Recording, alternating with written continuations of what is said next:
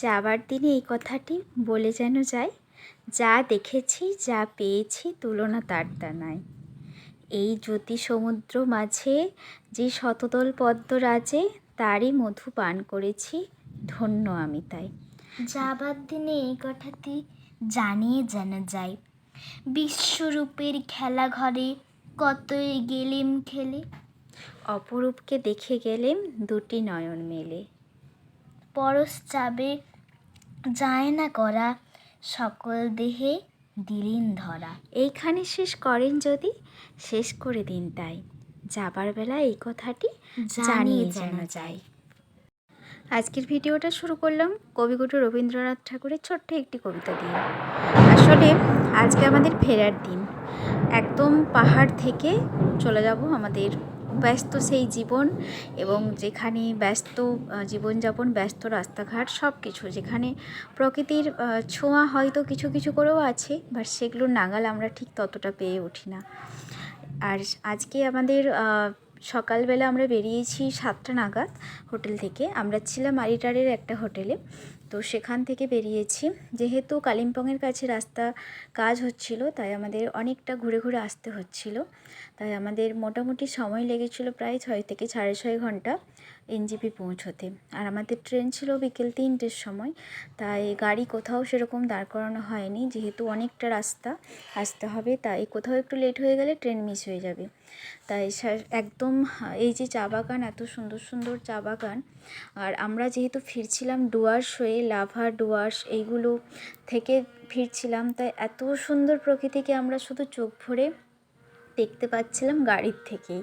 মানে নেমে একটু যে প্রকৃতির কাছে যাব, একটু উপভোগ করব, সেটুকুন সময়, সেটুকুন সুযোগ আমরা পাইনি।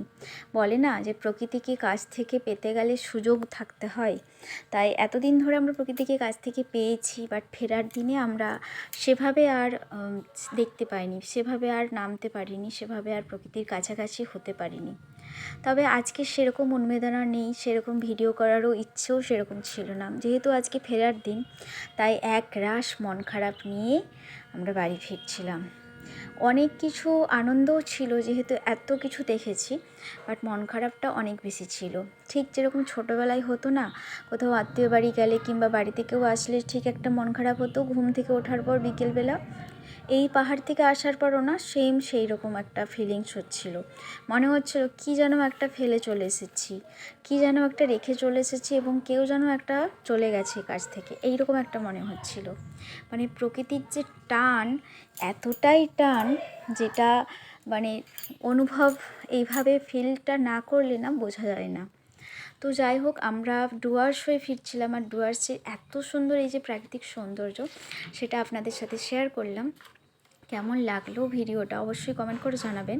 আর আজকের ভিডিওটাতে বেশিরভাগটাই রয়েছে পুরোটাই চা বাগান, কারণ যেহেতু আমরা লাভা ডুয়ার্স এগুলো হয়ে ফিরছিলাম, এগুলোতে পুরোটাই চা বাগান। মানে আমরা এনজেপি পর্যন্ত আসার পথে প্রায় অর্ধেকটার উপরে রাস্তায় আমরা শুধুমাত্র এরকম চা বাগান পেয়েছি। আর যেগুলো শুধু ভিডিও বেশি খুব একটা করিনি, শুধু দু চোখ ভরে দেখে গেছি। পাহাড়ে চা বাগান রয়েছে, তার সাথে সমতলের চা বাগান। তবে গাড়ি দাঁড় করানোর সেরকম সুযোগ হয়নি। ওই যে বললাম, সময়টা কিছুতেই মেকআপ করা যাচ্ছিল না, তাই একদম গাড়ির থেকেই দেখেছি, উপভোগ করেছি। তারই কিছুটা ভিডিও আপনাদের সাথে শেয়ার করছি।